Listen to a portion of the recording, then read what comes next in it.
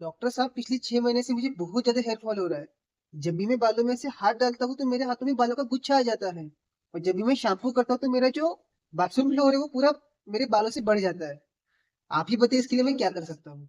Ji don't worry, आपका hair fall कम करना हमारे बाएं हाथ का खेल है। जस्ट आप कुछ समय के लिए एक मल्टीविटामिन सप्लीमेंट, एक ओमेगा 3 फैटी एसिड सप्लीमेंट और बस कुछ समय के लिए DHT ब्लॉकर्स ये शुरू रखिएगा, जिससे आपका हेयर फॉल कंप्लीटली रुक जाएगा। क्या आपके साथ भी यही होता है? जब भी आप हेयर फॉल के लिए ट्रीटमेंट लेने के लिए जाते हो, क्या आप भी वही घिसी पिटी प्रिस्क्रिप्शन से बोर हो चुके हो और फिर भी आपको कोई भी रिजल्ट नहीं आ रहे हैं? तो हम इस वीडियो में एक कॉमन चीज बताने वाले हैं जो कई बार आप हेयर फॉल का ट्रीटमेंट लेते हुए मिस कर जाते हो। इस वीडियो को अंत तक देखिएगा, आपको आपके सवालों के जवाब मिल जाएंगे। मैं डॉक्टर शुभम डावड़े, शुभ पुष्पा हेल्थ केयर का को फाउंडर सभी का स्वागत करता हूँ।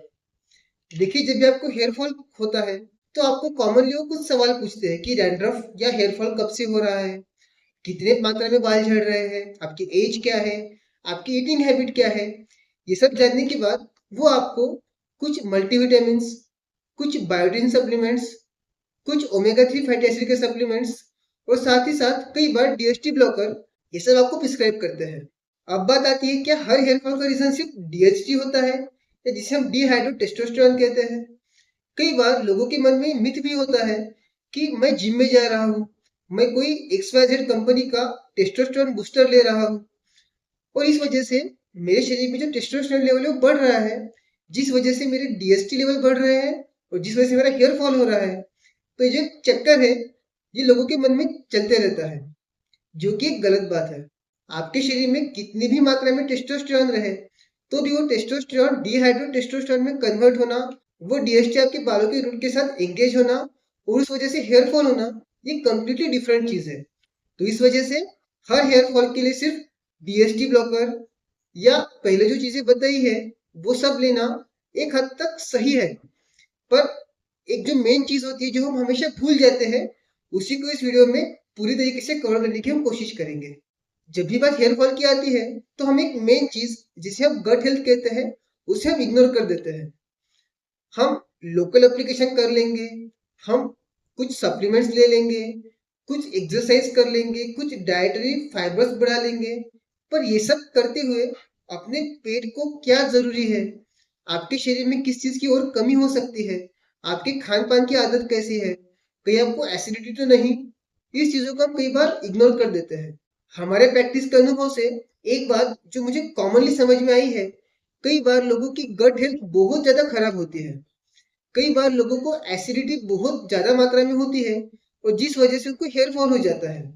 अभी एसिडिटी से हेयर फॉल कैसे होता है, तो इसका आंसर हमें आयुर्वेद में मिलता है। एसिडिटी हो रही है इसका मतलब जो पित्त होता है वो कुछ मात्रा में बढ़ रहा है। पित्त बढ़ रही है इसका मतलब उष्णता बढ़ रही है। उष्णता बढ़ने की वजह से हेयर फॉल होना एक कॉमन चीज है। कई बार जब हम संहिताओं को या आयुर्वेदिक लिटरेचर को पढ़ते हैं तो वहां पे शरीर में उष्णता बढ़ने की वजह से लोम या रोम या बालों का झड़ना एक कॉमन चीज होती है, जो कि क्लियरली वहां पे मेंशन है, पर हम इन चीजों को कई बार भूल जाते हैं। तो सवाल आता है कि आपकी गट हेल्थ को आप अच्छा कैसे कर सकते हैं। क्या गट हेल्थ के लिए भी मुझे कुछ सप्लीमेंट्स देने की जरूरत है? फॉर एग्जाम्पल कामदूधा रस या सूतशेखर, या जैसे कि XYZ इन्फ्लुएंसर्स कहते हैं कि सुबह उठ के 2 गिलास गर्म पानी पीजिएगा अदरक वाला, या गर्म पानी के साथ शहद पी लीजिए जिससे आपकी गट हेल्थ अच्छी हो जाएगी। जी नहीं, आपको हर चीज के लिए सप्लीमेंट्स लेने की जरूरत नहीं है या आपको मेडिसिन लेने की जरूरत नहीं है।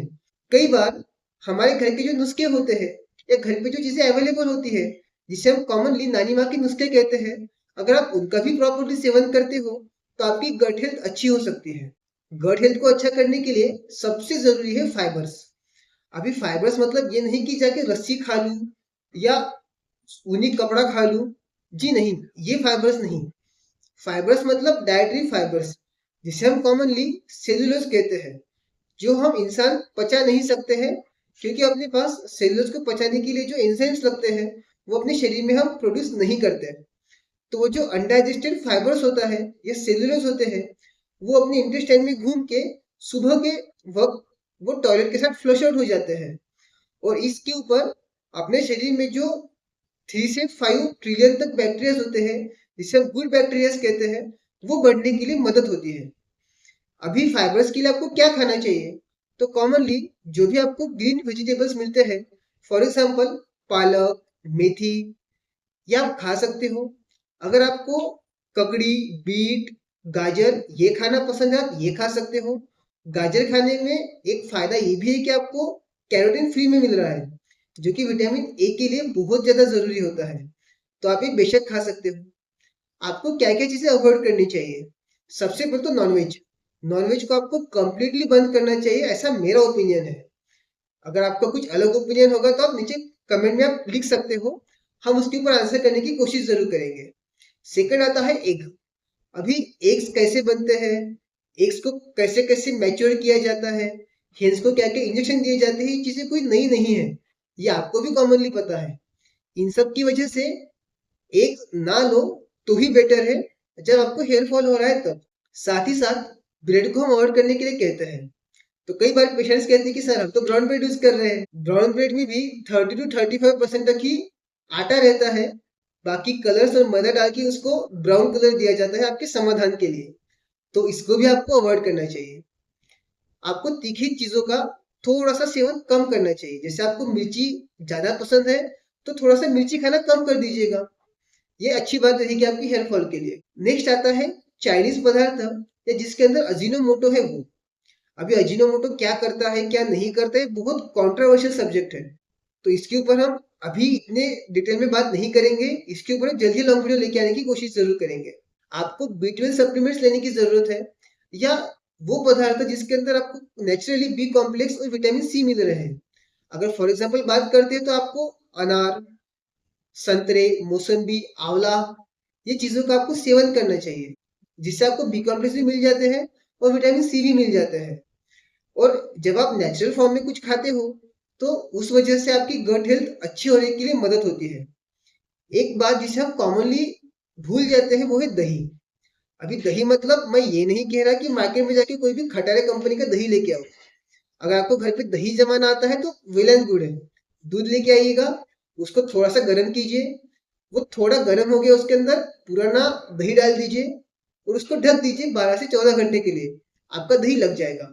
अगर आपको इतना करने की फुर्सत नहीं है तो लोकल डेयरी वाले जो होते हैं उनके पास से दही लेके आइएगा। अभी लोकल डेयरी वालों से दही लेने के आने के दो फायदे हैं। एक तो आप लोकल बिजनेस को प्रमोट भी करते हो, और सेकंड बात, जब भी आप लोकल शॉपकीपर के पास से दही लेके आते हो तो उसके पास जो दही होता है वो कॉमनली 1 या 2 दिन पुराना होता है, ना कि कंपनियों की तरह 15 से 20 दिन पुराना प्रिजर्वेटिव डाला हुआ।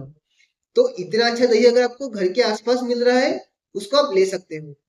अभी दही खाते हुए एक बात आपको ध्यान रखनी है कि आयुर्वेद में दही को अभिषेधि बताया गया है। तो हम तो भी यही रिकमेंड करते हैं कि दही को ऐसा खाने से अच्छा दही का थोड़ा तक्र या ताक बना लीजिए। अगर आपको ताक पसंद नहीं है तो दही के अंदर थोड़ा सा नमक, थोड़ी शक्कर ये डाल दीजिएगा, उसको सेवन कीजिएगा, ताकि उसका जो अभिषेधि गुण होता है वो थोड़ा सा कम हो जाता है, और जिससे आपको उसकी वजह से कोई भी पेट की समस्या उत्पन्न नहीं होती। ये आपके इंटेस्टाइन का पीएच मैनेज करने के लिए भी मदद करता है।